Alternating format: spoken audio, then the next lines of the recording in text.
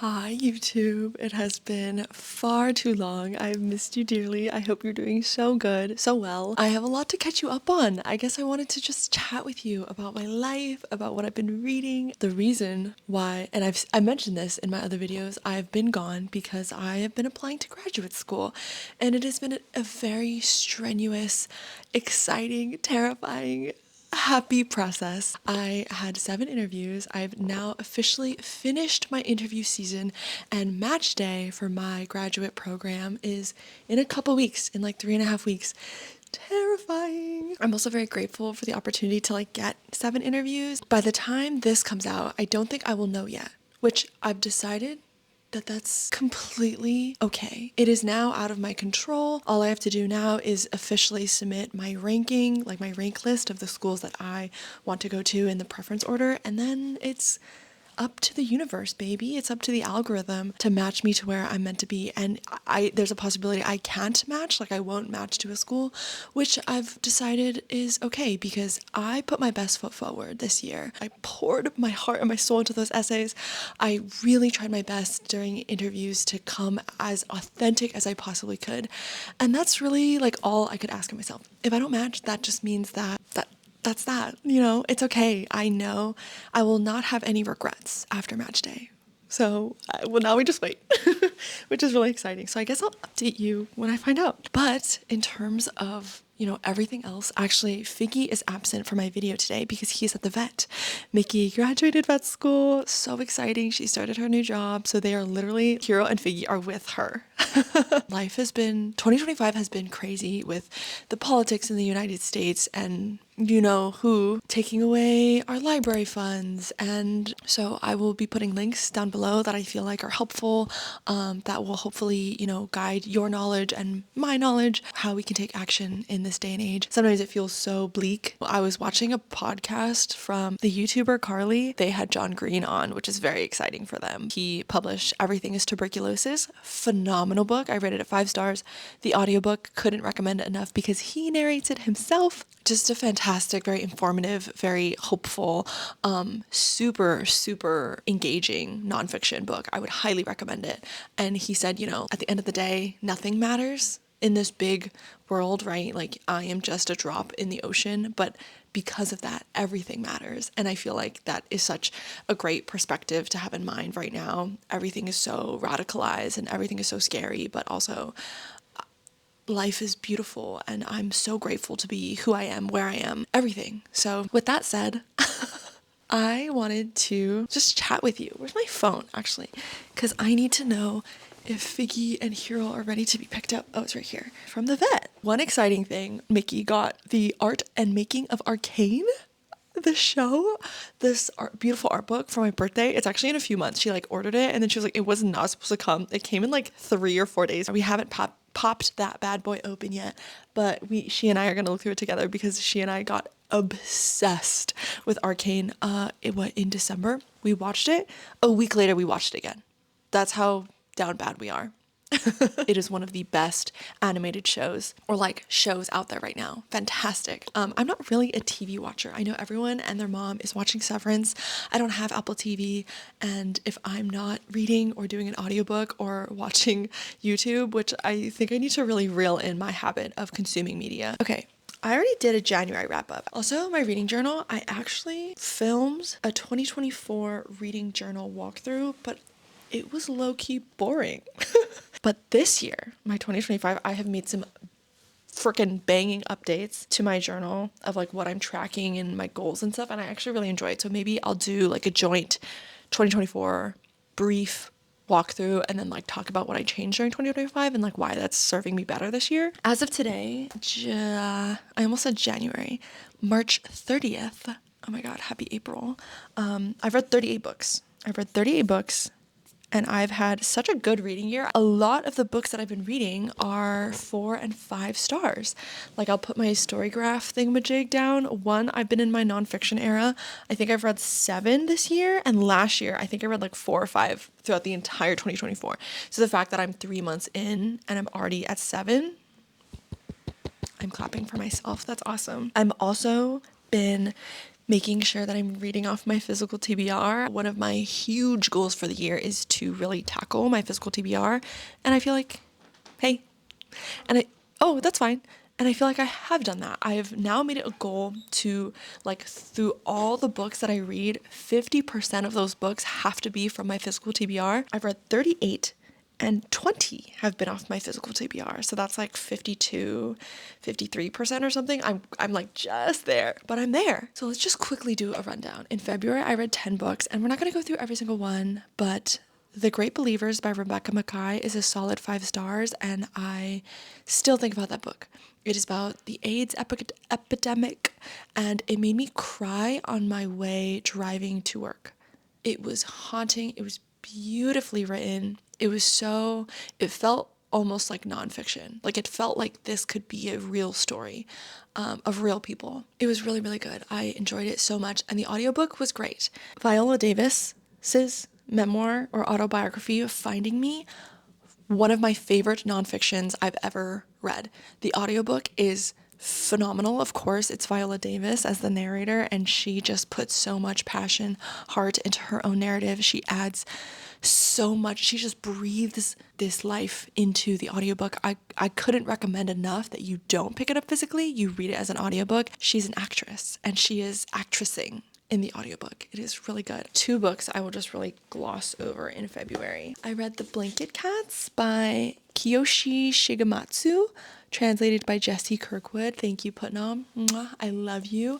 They kindly sent me this copy. First, the cover is too stinking cute. They're just cats in blankets, and it's just this very cozy. Well, actually, I don't really know if I want to say cozy, because there are some characters that have some really like almost dark things going on. So it's not like cozy Japanese literature, but the concept is basically these cats at this cafe can get rented out for 3 or 4 days. You just have to bring their little blankets with them to make sure they're comfortable at their new home. And you just kind of follow these blanket cats throughout different homes and people who need cats. And it's less about cats, it's more about the importance of valuing life and taking care of something other than yourself. I thought it was a very alluring narrative. Some of the characters I liked more than others, but I would totally recommend you pick this up if you're looking for something what's the word? Contemplative. Contemplative. And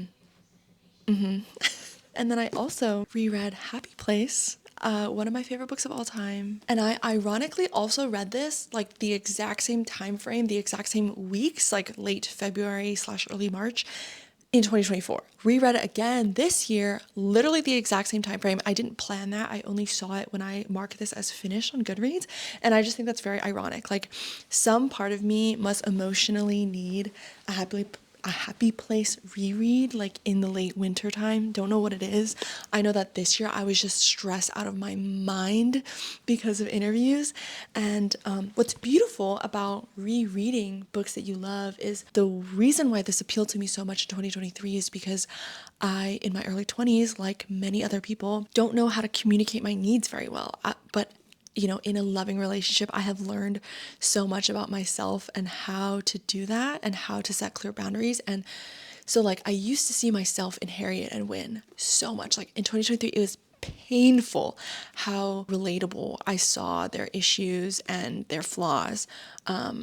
But this year, in a positive way, I feel this disconnect between me and the main characters now, because I feel so much healthier. I feel so much more confident in myself. It was such a surreal experience. I don't relate to that anymore. And that shows me that I'm growing as a person. And I think that that's beautiful. So if you haven't reread your favorite books in a little bit, I highly recommend. I feel like this was such a much needed, not reality check, but just like breath of fresh air for me, because it made me cry 6 times this year. So, but it was a good cry. Feast While You Can by Michaela Clements and Anjali Datta. They don't have their pronouns, but they are a married couple. Isn't that beautiful? So they co-wrote this together. They're married. It is so sapphic. It's not funny. Gripping, clutching my fork. I did not expect for it to be so unapologetically sapphic. It was great. I had a really good time. It was a really interesting premise. I'm not going to tell you much about it because it is kind of magical realism or like folklore almost, and it was fascinating. I liked the writing. I don't think the audiobook did much for it. I actually think physically would be better. I did like a quarter of it audiobook and then I switched to physical. It was much more enjoyable. All the blue tabs are like sapphic moments that stood out to me. And all the orangey ones, tan ones are like good quotes that I want to remember and look back on. I had a good time. So that was my February. March, I've read 13 books so far, which is, again, how did I do that? I was using reading, I think, as like some kind of escape. I had to because I was so stressed. Some of them were just okay. I don't even want to really talk about it. Joan Didion, this was okay. But I will say the cover is beautiful because the John in blue spells out John, and this is about like the year after Joan's husband John passes away, and I thought that was just, this is a fantastic cover art, and that is kind of all I just want to say about that. He, She, They by Skylar Baylor. He is the first trans NCAA swimmer. He graduated from Harvard, I believe, in 2019, and he started on the women's team, and then he transitioned, and then he was on the men's team, and I thought, oh, it's called He, She, They, how we talk about gender and why it's important. It was so insightful. Skylar talks about even just like the toxic I can't speak right now. Toxic masculinity and how the lens of femininity, like he has such a nuanced perspective because he used to be catcalled on the street, right? And now he talks about how one time he was walking really late at night and he was walking behind a woman and she kept looking back at him. And of course, because she was afraid, because we all are, of men in the night when we're alone. And he was like, whoa, I'm perpetuating like scary masculine energy. I can't recommend that book enough. The testosterone and estrogen levels that trans athletes need to compete in swimming competitions and how, you know, that is perceived by society. We talk about like Michael Phelps. He has this insane metabolism. I think it's the way he makes like, his body makes like bicarbonate acid concerningly fast when he exercises, something like that. He is in a true league of his own, but we're not policing him the way that we police androgynous athletes who have different hormone levels. Fascinating, like really important, really fascinating. I'm really interested in like gender studies and bioethics, so like it was just a great read. I would highly recommend it. That one is probably one of my favorite books of the year so far. I read The Ballad of Songbirds and Snakes because in preparation for reading, I guess we'll just talk about it. Sunrise and the Reaping. Devastating. Absolutely. So devastating. I knew it was going to be sad, but I didn't think it would be that sad. My brain couldn't have come up with the devastation that Suzanne Collins came up with. Everyone needs to go read it. I'm waiting for my copy in the mail to come so that I can, you know, kind of annotate it myself. I read the audiobook. Jeffrey White, I think is his name. He was fantastic. He's an actor, and he just the like very minute voice cracks, the details in his narration blew it out of the park. Absolutely. It was so sad. I think I cried like twice. I would highly, highly, highly recommend it, and I'm excited. If you haven't read The Hunger Games before, I actually think you probably should read the original trilogy because there were so many callbacks and it just tied in so many, like, not even loose ends, just like it was so engaging tying Sunrise and the Reaping back to the original trilogy. And then one of my really good friends and I are gonna reread the original trilogy together this summer because it just gave so much more depth to the story. I'm so excited. It was heartbreaking. Sunrise and the Reaping, also one of my favorites. I read Dark Places by Gillian Flynn in literally a day. The audiobook is like 14 hours long. Finished it in literally one day. I didn't like it. The ending didn't narratively make sense for me. Like I just don't, it was so out of character almost for what had happened to happen. I don't really agree with it, but was it entertaining? Yes. Gillian Flynn has a really crazy mind. I've read Sharp Objects and I haven't read Gone Girl yet, but I love the movie. This was on my physical TBR. Personally, I would pass. It was weird. I read Bury Your Gaze by Chuck Tingle. Crazy dystopian, really interesting Hollywood, not even a hot take, but this was more meta than I expected it to be. If you're in the mood for that, totally go ahead. There's like this weird sci-fi, very futuristic concept going on. It wasn't bad. It just, you have to be in the mood for it or you're like, what the hell is going on? The ending was like, kind of, it blew my mind. Sci-fi is probably not my genre, but That was crazy. And then a book that I want to talk about. One, the cover. This cover to me is like perfect on so many different levels, and it scratches an itch in my brain that I really needed. It's called Stop Me If You've Heard This One by Kristen Arnett. You are reading about a lesbian clown she's a clown by profession, and she's struggling, of course, to be a clown, to make living wage. She works this like part-time aquarium job. I don't like any of the characters in this book. I think there was so much to say about art and performance and what that really means about passion and living and how hard it is to be an artist, but also how important queer spaces are in places. This takes place in Florida where like not necessarily queer people are celebrated.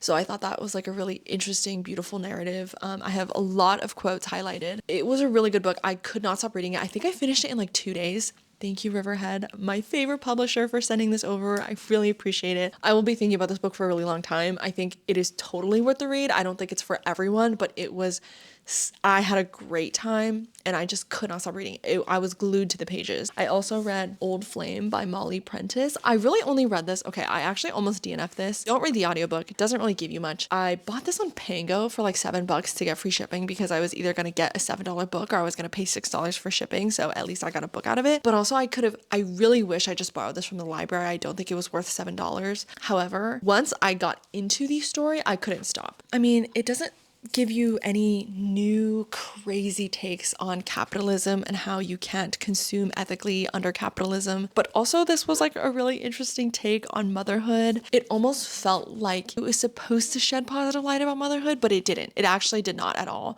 accomplish that. And maybe that was the goal. It was really weird. It was really introspective and I had a good time, but I'm never going to read this book again. I gave it a solid 3 stars. Those are not all the 38 books or whatever that I've read in these last 2-3 months, but those are the ones that I really was aching to tell you about. I have some like vlogs in the mix. By the time you see this, I think I will be up in the Bay. I'm visiting my best friend and also I'm visiting a school up there. I'm so excited. I'm so excited to like for everything. I leave in a few days. And so that will be really refreshing. I'm hoping to vlog it and we're doing a lot of bookish stuff. Stay tuned for that. So I hope you have been taking care of yourself. Please do. I hope you've been checking in with your loved ones and taking long walks and basking in the sunlight now that early spring is here. I hope you've been reading good books. I hope that you've been really, really well. And I'm excited to be back. Thank you for sticking around if you have. There's a lot of hope in me for the future. So with that, I will sign off. I hope you have a lovely rest of your week. I'm excited to continue uploading on this channel and connecting with you in the comments, and I will talk to you later.